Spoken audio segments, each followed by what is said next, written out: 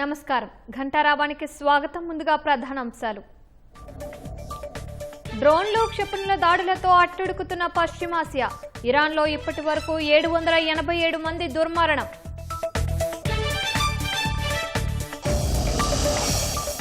దాడులతో ఇరాన్లో దెబ్బతిన్న నంతాజ్ అణుశుద్ధి కర్మాగారం. టెహ్రాన్ నాయకత్వాన్ని నాశనం చేసినట్లు ట్రంప్ పోస్ట్. గల్ఫ్లోని అమెరికా సైనిక స్థావరాలపై ఇరాన్ దాడులు. డ్రోన్లు క్షిపణులతో విరుచుకుపడుతున్న టెహ్రాన్.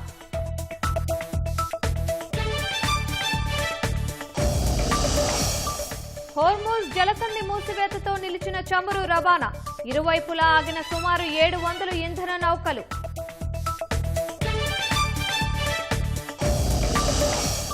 గల్ఫ్ దేశాలపై దాడుల నేపథ్యంలో భారత్ ఆందోళన. ఒమన్ కువైట్ పాలకులతో ఫోన్లో మాట్లాడిన ప్రధాని.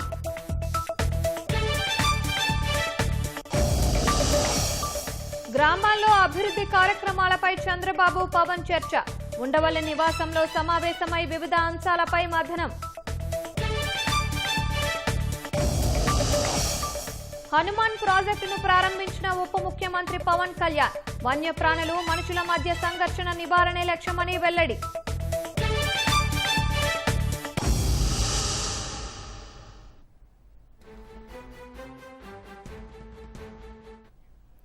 ఇరాన్ ఇజ్రాయెల్ మధ్య యుద్ధం భీకరంగానే కొనసాగుతోంది.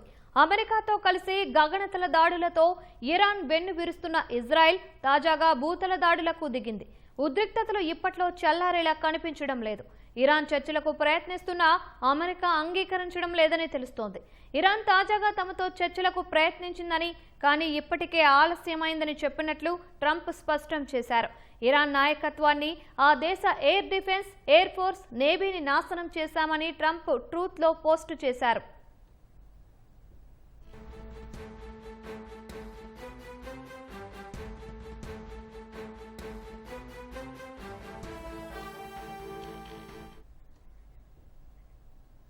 ఇరాన్పై దాడులను అమెరికా, ఇజ్రాయెల్ మరింత తీవ్రతరం చేశాయి. ఇరాన్ అధ్యక్ష కార్యాలయంతో పాటు ముఖ్య నేతల నివాసాలు, క్షిపణులు, రాడార్ స్థావరాలే లక్ష్యంగా విరుచుకుపడ్డాయి. ఇప్పటి వరకు ఇరాన్లో 787 మంది మృతి చెందారు. టెహ్రాన్కు మద్దతుగా తమపై దాడులు చేస్తున్న లెబనాన్లోని హెజ్బొల్లా మిలిటెంట్లపై వైమానిక దాడులను తీవ్రతరం చేసిన ఐడిఎఫ్ తాజాగా భూతల దాడులు చేపట్టింది. ఇరాన్పై జరుగుతున్న సైనిక ఆపరేషన్ 4 నుంచి 5 వారాల పాటు సాగే అవకాశం ఉందని అమెరికా అధ్యక్షుడు ట్రంప్ ప్రకటించారు. అమెరికా, ఇజ్రాయెల్ దాడులతో ఇరాన్ దద్దరిల్లుతోంది. ఇరాన్లో ఇప్పటి వరకు 787 మంది మృతి చెందారు. తాజాగా టెహ్రాన్లోని అధ్యక్ష కార్యాలయంతో సహా ప్రభుత్వ ముఖ్య నేతల నివాసాలు, కీలక భవనాలే లక్ష్యంగా యుఎస్, ఐడిఎఫ్ దాడులు చేపట్టాయి. రాత్రివేళ ఈ దాడులు జరిపినట్లు ఇజ్రాయెల్ మిలిటరీ అధికార ప్రతినిధి బ్రిగేడియర్ జనరల్ ఎఫీ డెఫ్రిన్ ప్రకటించారు. ఇరాన్ అధ్యక్ష కార్యాలయం, సీనియర్ నేతల సమావేశ మందిరం, అదనపు command control, Iran supreme national security council భవనం పైన దాడులు చేసినట్లు తెలిపారు.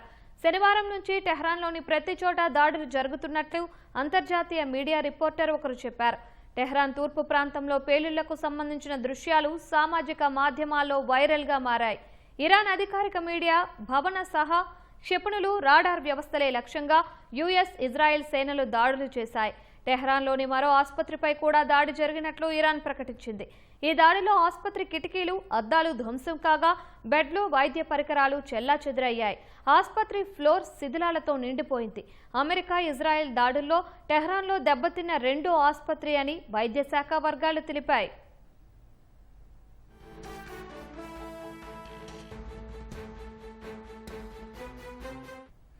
ఇరాన్ క్షిపణి కార్యక్రమం లక్ష్యంగా ఆపరేషన్ ఎపిక్ ఫ్యూరీ కొనసాగుతుందని యుఎస్ సెంట్రల్ కమాండ్ తెలిపింది. సొరంగంలో దాచిన బాలిస్టిక్ క్షిపణులను B-1 బాంబర్ల సాయంతో ధ్వంసం చేసినట్లు పేర్కొంది. IRGCకి చెందిన కమాండ్ కంట్రోల్ సెంటర్ను నేలమట్టం చేసినట్లు పేర్కొంది. గగనతల రక్షణ వ్యవస్థలను, డ్రోన్ లాంచ్ సైట్లను కూడా ధ్వంసం చేసినట్లు యుఎస్ సెంట్రల్ కమాండ్ వెల్లడించింది.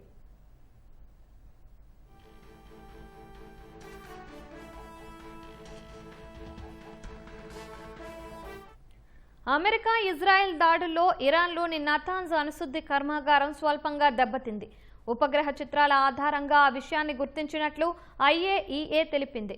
సోమవారం జరిపిన దాడుల్లో నతాన్స్ అణుశుద్ధి కర్మాగారం దెబ్బతిన్నట్టు పేర్కొంది.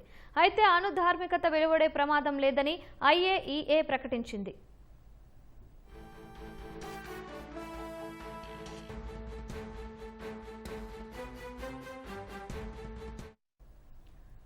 లెబనాన్ రాజధాని బీరుట్పై వైమానిక దాడులను ఉధృతం చేసిన ఇజ్రాయెల్ తాజాగా భూతల దాడులు కూడా మొదలుపెట్టింది. హెజ్బొల్లా కమాండ్ సెంటర్తో సహా ఆయుధ నిల్వ కేంద్రాన్ని ధ్వంసం చేసింది. ఆ ప్రాంతంలో దట్టమైన పొగ అలుముకుంది. పాలస్తీనా ఇస్లామిక్ జిహాద్ ఉగ్రవాద సంస్థకు చెందిన కమాండర్ను హతమార్చినట్లు IDF-Xలో ఓ పోస్టు పెట్టింది. హెజ్బొల్లాకు చెందిన ఆయుధ కర్మాగారాలపై పెద్ద ఎత్తున దాడులు చేసినప్పటికీ మిలిటెంట్లకు తమపై ప్రతీకార చర్యలకు దిగే సామర్థ్యం ఉందని ఇజ్రాయెల్ మిలిటరీ అధికార ప్రతినిధి డెఫ్రిన్ అంగీకరించారు. హెజ్బొల్లాకు చెందిన క్షిపణులు UAV నిల్వల కేంద్రాలపై దాడులు కొనసాగుతాయని చెప్పారు. హెజ్బొల్లాను నిరాయుధులను చేసే వరకు దాడులు చేస్తామని ఇజ్రాయెల్ మిలిటరీ అధికార ప్రతినిధి స్పష్టం చేశారు. ఇజ్రాయెల్ వైమానిక స్థావరం వైపు డ్రోన్లను ప్రయోగించినట్లు హెజ్బొల్లా తెలిపింది. ఇజ్రాయెల్ దురాక్రమణకు వ్యతిరేకంగా దాడులు కొనసాగుతాయని తేల్చి చెప్పింది. ఇజ్రాయెల్ దాడుల్లో ఇప్పటి వరకు 52 మంది మృతి చెందినట్లు లెబనాన్ ఆరోగ్య శాఖ తెలిపింది. మరో 154 మంది గాయపడ్డారని వెల్లడించింది.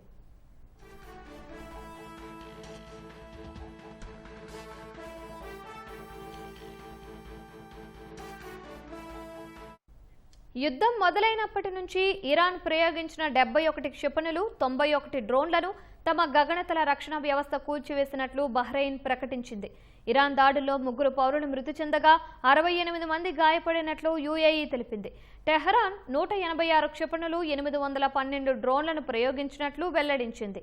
అందులో 172 క్షిపణులను కూల్చివేయగా 13 సముద్రంలో పడినట్లు UAE ప్రకటించింది. 1 తమ భూభాగంపై పడినట్లు తెలిపింది. 855 డ్రోన్లలో 755 డ్రోన్లు అడ్డుకున్నట్లు UAE వెల్లడించింది.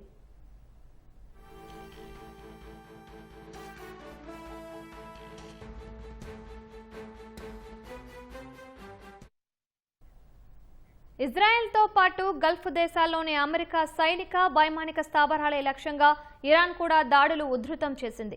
సౌదీ అరేబియా, బహ్రెయిన్, ఖతార్, కువైట్పై డ్రోన్లు, క్షిపణులతో విరుచుకుపడుతోంది. అమెరికా ఎంబసీలపైన దాడులు చేసింది.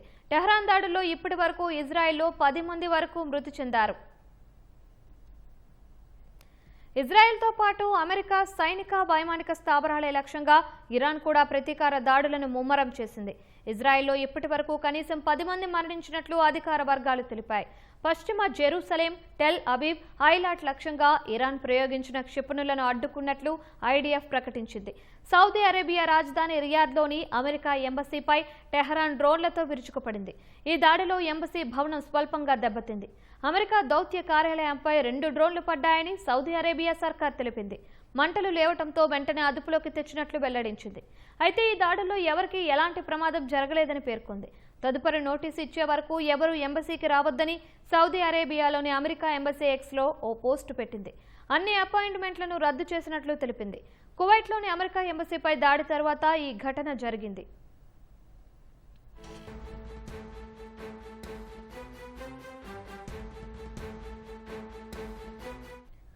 బహ్రెయిన్లోని అమెరికా వైమానిక స్థావరంపై ఇరాన్ క్షిపణులు, డ్రోన్లతో దాడులు చేసినట్లు అంతర్జాతీయ మీడియా పేర్కొంది. ప్రధాన కార్యాలయం సహా సిబ్బంది నివాసాలు స్వల్పంగా దెబ్బతిన్నాయని తెలిపింది. అయితే ఇరాన్ దాడులపై అమెరికా ఇంకా అధికారికంగా స్పందించలేదు. బహ్రెయిన్లోని అమెరికా నౌకా స్థావరం నుంచి పొగలు వస్తున్న వీడియోలు సామాజిక మాధ్యమాల్లో వైరల్గా మారాయి. పోర్టులో నిలిచి ఉన్న చమురు నౌకపై డ్రోన్ దాడి జరిగిందని ఒమన్ మీడియా తెలిపింది. స్వల్పంగా నష్టం వాటిల్లినట్లు వెల్లడించింది. ఖతార్ ఇంధన కేంద్రంపై కూడా దాడి జరిగినట్లు తెలిసింది. టెహ్రాన్ దాడుల్లో ఇప్పటి వరకు తమ సైనికులు 6 మృతి చెందినట్లు అమెరికా సైన్యం తెలిపింది.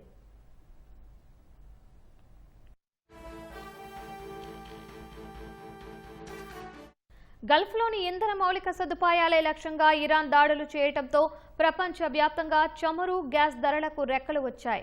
2 ఇంధన కేంద్రాలపై టెహ్రాన్ దాడులు చేయడంతో ఖతార్ ప్రభుత్వ రంగ కంపెనీ LNG ఉత్పత్తిని నిలిపివేసింది. హోర్ముజ్ జలసంధిని మూసివేసినట్లు ఇరాన్ రెవల్యూషనరీ గార్డ్ కాప్ తెలిపింది. ప్రపంచ అవసరాలకు 5వ వంతు ఇంధనం ఈ జలసంధి గుండానే రవాణా అవుతుంది. ఈ జలసంధి గుండా ఏదైనా నౌక వెళ్తే దాడులు చేస్తామని ఇరాన్ రెవల్యూషనరీ గార్డ్ కాప్ హెచ్చరించింది.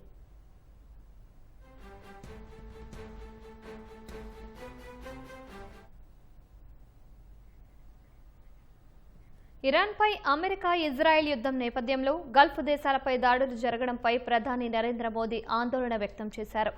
ఒమన్ సుల్తాన్ తారిక్, కువైట్ యువరాజు Sheikh Sabah Al Khalid, Qatar Amir Sheikh Tamim bin మహ్మద్తో ప్రధాని ఫోన్లో మాట్లాడారు. ప్రస్తుత పరిణామాలపై ఆందోళన వ్యక్తం చేశారు. ఒమన్, కువైట్, ఖతార్లోని భారతీయుల భద్రతపై ఆరా తీశారు.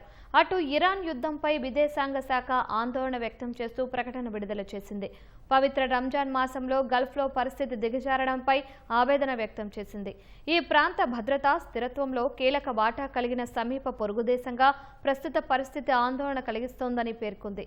గల్ఫ్లో దాదాపు 1 కోటి మంది భారతీయులు ఉన్నారని, వారి భద్రత, శ్రేయస్సుకు అత్యంత ప్రాధాన్యత ఇస్తున్నామని వెల్లడించింది. భారతదేశ వాణిజ్యం, ఇంధన సరఫరా గొలుసు ఈ ప్రాంతంపై ఆధారపడి ఉన్నాయని, ఇక్కడ అంతరాయాలు దేశ ఆర్థిక వ్యవస్థపై తీవ్ర ప్రభావాలను చూపుతాయని విదేశాంగ శాఖ తెలిపింది. వాణిజ్య ఓడలపై దాడులను ఖండిస్తున్నామని, ఇప్పటికే పలువురు భారతీయులు మృతి చెందారని గుర్తు చేసింది. ఇరాన్ యుద్ధంతో ఇంధన భద్రతపై ఆందోళనలు నెలకొన్న వేళ దేశంలో పెట్రోల్, డీజిల్ ధరలను తక్షణమే పెంచే ఆలోచన లేదని కేంద్రం స్పష్టం చేసింది. దేశంలో చమురు, శుద్ధి చేసిన చమురు నిల్వలు 25 రోజులకు సరిపడా ఉన్నాయని పేర్కొంది. చమురు, ఎల్ఎన్జీ, ఎల్పీజీ దిగుమతుల కోసం ప్రత్యామ్నాయ మార్గాలు అన్వేషిస్తున్నట్లు పెట్రోలియం, సహజ వాయువుల శాఖ ఉన్నతాధికారులు వివరించారు. దేశంలో ప్రధాన పెట్రోలియం ఉత్పత్తుల లభ్యత, అందుబాటు ధరల కోసం అవసరమైన అన్ని చర్యలు తీసుకుంటామని కేంద్రం తెలిపింది. అమెరికా అధ్యక్షుడు ట్రంప్ ఒత్తిడి తరువాత ఆ దేశంతో కుదిరిన మధ్యంతర వాణిజ్య ఒప్పందంలో భాగంగా రష్యా నుంచి చమురు కొనుగోలును భారత్ తగ్గించింది. అయితే ఇరాన్ యుద్ధంతో నెలకొన్న ఇంధన అస్థిరతను భర్తీ చేయడానికి రష్యన్ ముడి చమురు కొనుగోలును పెంచే అవకాశాలున్నాయని అధికారులు తెలిపారు. కానీ ఈ చర్య మళ్లీ అమెరికాతో దౌత్యపరమైన సమస్యలు పెంచే అవకాశం ఉందని నిపుణులు చెబుతున్నారు. భారత్కు రోజుకు 2.5 నుంచి 2.7 మిలియన్ బ్యారెళ్ల చమురును హోర్ముజ్ జలసంధి గుండా వస్తోంది. ఆ జలసంధిని ఇప్పుడు ఇరాన్ సైన్యం మూసివేసింది.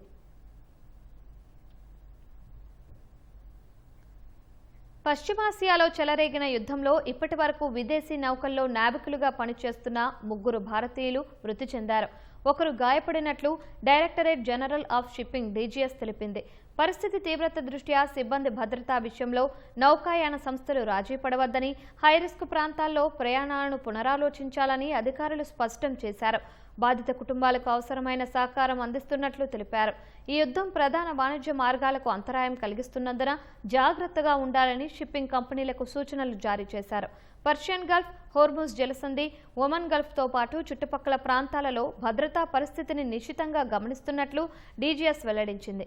షిప్పింగ్ కంపెనీలు ప్రయాణ మార్గాలను ఎప్పటికప్పుడు సమీక్ష చేసుకోవాలని సూచించింది.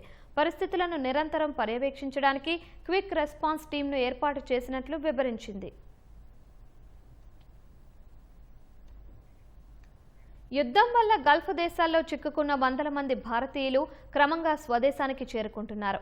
అబుదాబి విమానాశ్రయంలో చిక్కుకున్న 100 మందిని ఎతిహాద్ ఎయిర్వేస్ విమానం కొచ్చి విమానాశ్రయానికి చేర్చింది. మధ్యప్రాచ్యంలో ఉద్రిక్తతల వల్ల కొచ్చి నుంచి మిడిల్ ఈస్ట్ దేశాలకు వెళ్లాల్సిన 31 విమానాలు రద్దయ్యాయి. ఎయిర్ ఇండియా ఎక్స్ప్రెస్, ఇండిగో, ఆకాశ ఎయిర్లైన్స్ సంస్థలు పలు విమాన సర్వీసులను రద్దు చేశాయి. మరోవైపు యుఏఈ నుంచి బయలుదేరిన విమానం బెంగళూరు అంతర్జాతీయ విమానాశ్రయానికి చేరుకుంది. ఈ సందర్భంగా గల్ఫ్ దేశాల విమానాశ్రయాల్లో ఎదురైన భయానక అనుభవాలను ప్రయాణికులు పంచుకున్నారు. ఎయిర్పోర్టుకు చేరుకున్న తరువాత ఒక్కసారిగా పెద్ద శబ్దాలు వినిపించాయని, బయటకు వెళ్లి చూస్తే ఆకాశంలో క్షిపణులు కనిపించినట్టు ప్రయాణికులు వివరించారు. ఆ క్షణంలో ప్రాణాలతో ఎలా బయటపడతామన్న భయం కలిగిందని, అయితే ఎయిర్పోర్టు అధికారులు సకాలంలో స్పందించి సురక్షిత ప్రాంతాలకు తరలించినట్లు చెప్పుకొచ్చారు. అటు దుబాయ్లో చిక్కుకున్న భారతీయుల్లో కొంతమంది చెన్నై, ఢిల్లీ, ముంబైకి సురక్షితంగా చేరుకున్నారు. యుద్ధ ప్రభావంతో గుంటూరు జిల్లా అనంతబరప్పాడుకు చెందిన వెంకటేశ్వరరావు కుటుంబం అబుదాబి విమానాశ్రయంలో చిక్కుకుంది. అమెరికా నుంచి బయలుదేరిన తన భార్య, కోడలు, 9 నెలల మనవడు అబుదాబి ఎయిర్పోర్టులో ఉండిపోయారని వెంకటేశ్వరరావు ఆవేదన వ్యక్తం చేస్తున్నారు. భారత రాయబార కార్యాలయ అధికారులు వారికి కావాల్సినవన్నీ సమకూర్చుతున్నప్పటికీ వీలైనంత త్వరగా వారిని స్వదేశానికి తీసుకురావాలని కోరుతున్నారు. బయలుదేరారు. శనివారం మధ్యాహ్నంకి అబుదాబి వచ్చారు. 1 గంట ముందుగానే ఫ్లైట్ వచ్చిందంట. కానీ అక్కడ సడన్గా యుద్ధం వల్ల అక్కడ ఆగిపోయారు. ఆ రోజు నైట్కి రూమ్లకు పంపించారంటండి. శనివారం నైట్కి అక్కడ వాళ్ళ గవర్నమెంట్ బాగానే చూసుకుంటుందంట. అక్కడ అంతా మొత్తం బాగానే ఉంది ప్రస్తుతానికి, అక్కడేం భయం లేదని ఏం చెబుతున్నారు. వచ్చే వరకు మాకు టెన్షన్ ఉంటుంది కదండి మాది. యుద్ధ ప్రభావంతో గల్ఫ్ దేశాల్లో చిక్కుకున్న తెలుగు వారిని రాష్ట్రానికి తీసుకొచ్చేలా చర్యలు చేపడుతున్నామని మంత్రి వాసంశెట్టి సుభాష్ తెలిపారు. ప్రవాసాంధ్రులతో వీడియో కాల్ మాట్లాడిన మంత్రి అక్కడి పరిస్థితులను తెలుసుకున్నారు. యుద్ధం వల్ల కొన్ని విమానాశ్రయాల్లో తెలుగు ప్రయాణికులు పడుతున్న ఇబ్బందులను ఎప్పటికప్పుడు సీఎం చంద్రబాబు దృష్టికి తీసుకెళ్తున్నామన్నారు. రాష్ట్ర ప్రభుత్వం అండగా ఉంటుందని ధైర్యం చెప్పారు. అత్యవసర పరిస్థితుల్లో సహాయం అందించేందుకు సిద్ధంగా ఉన్నామన్నారు. మీకు అందరికి అండగా ఉండమని ఆయన ప్రతి విషయం మానిటరింగ్ చేస్తా ఉన్నారు. అలాగే లోకేష్ గారు కూడా. అయితే మీ అందరికి ఏపీఎన్ఆర్టీసీ హెల్ప్ లైన్ అనేది ఏర్పాటు చేయడం జరిగింది. ఖచ్చితంగా మీ అందరూ ధైర్యంగా ఉండండి, ధైర్యాన్ని కోల్పోవద్దు. కార్మికులందరూ కూడా ఇక్కడ మీ బంధువులు ఉన్నారో వాళ్ళందరికీ మీ అండగా ఉంటాం. వాళ్ళందరినీ కూడా ఇబ్బంది పడొద్దని చెప్పి వాళ్ళకి కూడా కబురు పెట్టడం జరిగింది. మీరు ఎప్పటికప్పుడు వాళ్ళ టచ్ లో ఉంటే వాళ్ళకి ధైర్యంగా ఉంటది. ఎప్పుడు కూడా ఈ ప్రభుత్వం మీ శ్రేయస్సు కోసం ప్రతిక్షణం బాగుండాలనే ఆలోచనే మా మదిలో ఉంటా ఉంది. జడ్సీ ఇంట్లోంచి కూడా రాలేని పరిస్థితిలో మీ కుటుంబాలు ఏమైనా ఉంటే మీకు తెలియజేస్తే మీ కుటుంబానికి అండగా వెళ్ళి అక్కడ నిలబడటం జరుగుతుంది. ఇబ్బంది లేదు. ఈ గల్ఫ్ కార్మికుల తరపున మీరు ఇంత బాధ్యత తీసుకున్నందుకు నిజంగా మీకు హృదయపూర్వక ధన్యవాదాలు తెలియజేస్తున్నాం సార్. ముఖ్యంగా గల్ఫ్ తరపున గ్రామీణ ప్రాంతాల్లో చేపట్టాల్సిన అభివృద్ధి కార్యక్రమాలపై ముఖ్యమంత్రి చంద్రబాబు, ఉప ముఖ్యమంత్రి పవన్ కళ్యాణ్ చర్చించారు. ఉండవల్లిలోని సీఎం నివాసంలో చంద్రబాబు, పవన్ కళ్యాణ్ దాదాపు 2 గంటల పాటు సమావేశమయ్యారు. జల్ జీవన్ మిషన్ పనుల పురోగతి, నిధుల వినియోగం, పంచాయతీరాజ్ శాఖ పరిధిలోని రహదారులకు నియోజకవర్గాల వారీగా నిధుల కేటాయింపులు తదితర అంశాలపై చర్చించినట్లు తెలుస్తోంది. రాష్ట్రంలో ప్రయోగాత్మకంగా పలు పంచాయతీల్లో నిర్మించిన మ్యాజిక్ డ్రైన్లను అన్ని గ్రామాల్లో నిర్మించడం ద్వారా పారిశుద్ధ్య నిర్వహణ పకడ్బందీగా అమలు చేయవచ్చని పవన్ వివరించారు. నీటిపారుదల శాఖ పరిధిలోని డ్రైన్లలో పూడికతీత పనులు వేసవిలో చేపట్టి పంటకాలం ప్రారంభమయ్యేలోగా చర్యలు తీసుకోవాలని పవన్ కోరారు. చంద్రబాబుతో పంచాయతీరాజ్, గ్రామీణాభివృద్ధి, అటవీ శాఖలకు సంబంధించిన అంశాలపై సమగ్ర చర్చ జరిగినట్లు పవన్ తెలిపారు. రాష్ట్ర ఆర్థిక పరిస్థితులు కష్టంగా ఉన్నా గ్రామాలు ప్రగతి పదంలో ముందుకెళ్లాలనే సంకల్పంతో పంచాయతీరాజ్ వ్యవస్థకు నిధులు సమకూరుస్తున్నామని పవన్ చెప్పారు. వన్యప్రాణులు, మనుషుల మధ్య సంఘర్షణను నివారించే సమగ్ర సాంకేతిక శాస్త్రీయ కార్యక్రమమే హనుమాన్ ప్రాజెక్ట్ అని ఉప ముఖ్యమంత్రి పవన్ కళ్యాణ్ అన్నారు. వన్యప్రాణులను సంరక్షిస్తూనే వాటి నుంచి ప్రజల ప్రాణాలు, పంటలు, ఆస్తులను కాపాడటమే ప్రాజెక్టు ప్రధాన కర్తవ్యమన్నారు. ప్రాజెక్టు అమలులో ప్రజల భాగస్వామ్యం అవసరమని పవన్ పిలుపునిచ్చారు. ప్రపంచ వన్యప్రాణుల దినోత్సవం సందర్భంగా ఆంధ్రప్రదేశ్ అటవీశాఖ ప్రతిష్టాత్మక కార్యక్రమాన్ని ప్రారంభించింది. వన్యప్రాణుల సంరక్షణతో పాటు జంతువులు జనారణ్యంలోకి వచ్చి ప్రజలకు కలిగే ఇబ్బందుల్ని తగ్గించడం, సహాయ కార్యక్రమాలు చేపట్టడం కోసం హనుమాన్ పేరిట ప్రత్యేక కార్యక్రమాన్ని రూపొందించారు.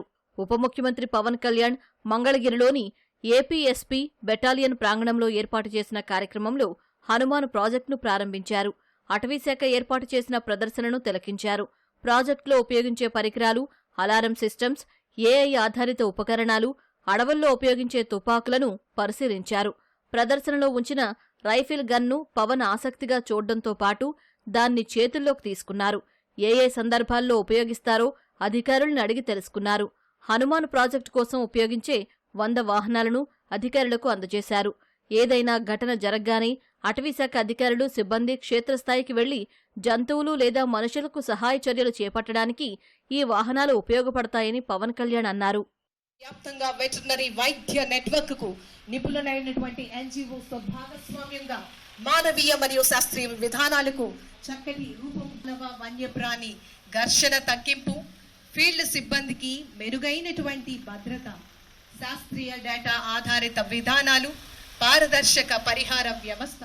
హనుమాన్ ప్రాజెక్టు ద్వారా అత్యాధునిక సాంకేతికత ఉపయోగించి వన్యప్రాణులు ప్రజలకు ఇబ్బందులు కలిగించకుండా చర్యలు చేపట్టినట్లు పవన్ తెలిపారు. అలాగే మనుషులు, వన్యప్రాణులు శత్రువుల్లా కాకుండా ఈ భూమిపై పరస్పరం సహకరించుకుని జీవించేందుకు ఈ ప్రాజెక్టు ఉపయోగపడుతుందన్నారు. అడవి జంతువుల వల్ల గాయపడ్డవారికి పంట నష్టం జరిగినప్పుడు ఇచ్చే పరిహారాన్ని కూటమి ప్రభుత్వం వచ్చాక భారీగా పెంచినట్లు చెప్పారు. కేవలం 20 నెలల కాలంలోనే 4 కోట్లు అందించినట్లు తెలిపారు. ఈ ప్రాజెక్ట్ ద్వారా వన్యప్రాణుల్ని సంరక్షిస్తూనే పంటలు, పశువులు, ప్రజల ప్రాణాలు, ఆస్తుల సంరక్షణ హనుమాన్ తాలూకు ప్రధాన కర్తవ్యం. ఏదైనా సంఘర్షణ చోటు చేసుకున్నప్పుడు వెంటనే స్పందించడం, వారికి కావాల్సిన ఉపశమన చర్యలు, పరిహారం చెల్లింపు వ్యవస్థల్ని హనుమాన్ ఫౌండేషన్ నిర్వహిస్తుంది. GPS ట్రాకింగ్ ఇలాంటి సాంకేతికతతో కూడిన 100 వాహనాలని ప్రారంభించాం. వీటికి అనుసంధానంగా విశాఖపట్నం, రాజమహేంద్రవరం, తిరుపతి, బైరిట్లలో 4 wildlife rescue and treatment centres ని ఏర్పాటు చేస్తా ఉన్నాం. హనుమాన్ లక్ష్యం వైల్డ్ లైఫ్ ఇంటరాక్షన్ ని కాన్ఫ్లిక్ట్ గా కాకుండా రెస్పాన్సిబుల్, బాధ్యతగా ఒక కో-లివింగ్ గా మార్చడం. భూమి అనేది ఒక మనిషికే కాదు, జంతువులకు కూడా మనం వాటి పట్ల కూడా మనకు బాధ్యత ఉంది.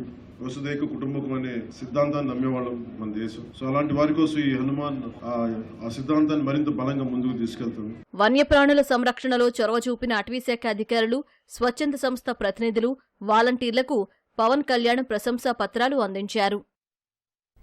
తిరుమల శ్రీవారి లడ్డూ కల్తీ బాధ్యులపై చర్యలకు సిఫార్సు చేసేందుకు ప్రభుత్వం నియమించిన ఏకసభ్య కమిటీ విచారణ ప్రారంభించింది.